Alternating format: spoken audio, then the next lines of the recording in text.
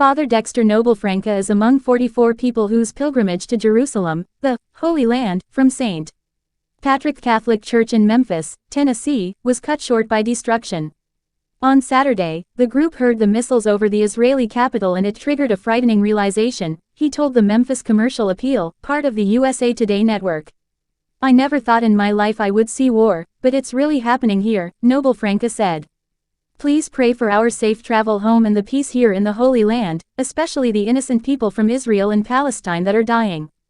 The group left Jerusalem following the violence to a safe location as they awaited their flight home to Memphis on Tuesday.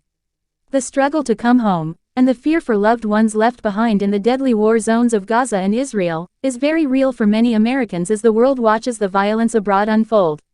The U.S. citizens longing to return to America include several people from church groups, including those in Naples, Florida visiting Jerusalem for religious reasons, Salt Lake City-based Palestinian Americans visiting family members and New Jersey Jewish residents who were celebrating the Simchat Torah holiday.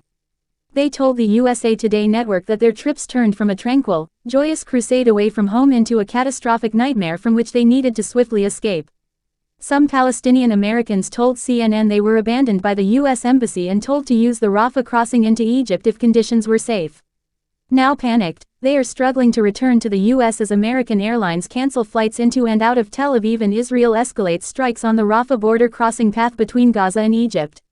On the morning of October 7, Hamas launched a surprise attack, launching a barrage of rockets and sending gunmen onto Israeli territory.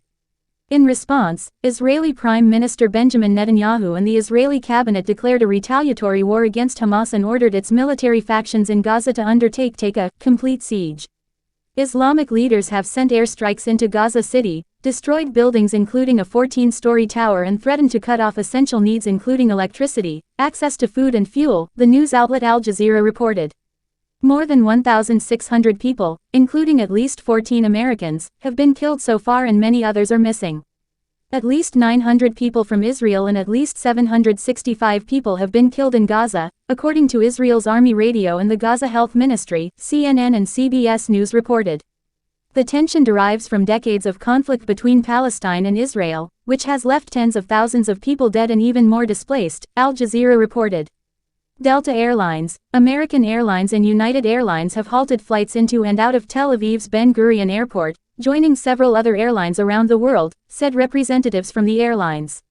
American Airlines flights are canceled through Friday, Delta flights are canceled through October 31.